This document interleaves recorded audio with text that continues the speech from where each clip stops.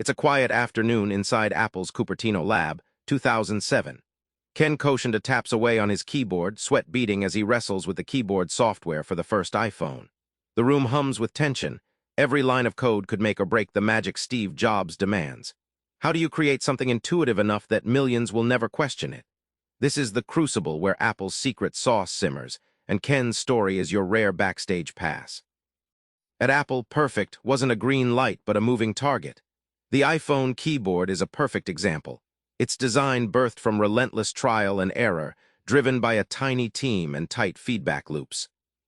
One night, Ken stayed past midnight to fix a subtle flaw in the autocorrect system.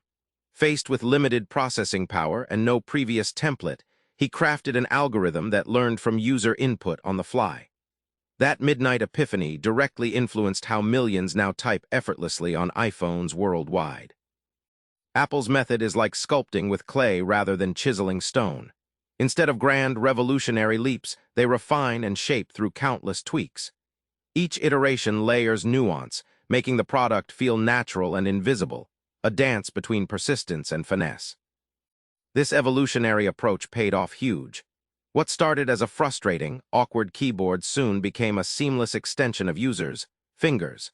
It shows that genius isn't about one giant idea, but about mastering the slow grind of improvement every day.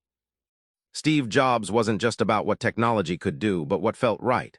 For Ken and the team, taste became a superpower, knowing when to cut features or chase perfection until it sings. Ken recalls Jobs slashing a flashy animation that seemed cool but slowed the device. Steve's boldness protected the customer experience over ego or tech showmanship. That ruthless sense of taste stopped Apple from bloating iOS, setting a standard for focus everyone learned to worship. Taste works like a seasoned editor trimming words. It's the quiet voice filtering out the unnecessary, honing in on what delights and serves real needs. Without taste, even the coolest tech becomes cluttered noise rather than elegant simplicity. Behind every line of code was empathy, putting yourself in millions' shoes typing emails or scrolling photos. Ken's team constantly asked, "What feels right to the user?" That human touch transformed cold algorithms into warm experiences people connect with daily.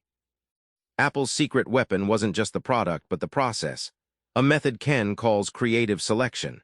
It's an evolutionary approach where ideas compete, collaborate, and the best survive.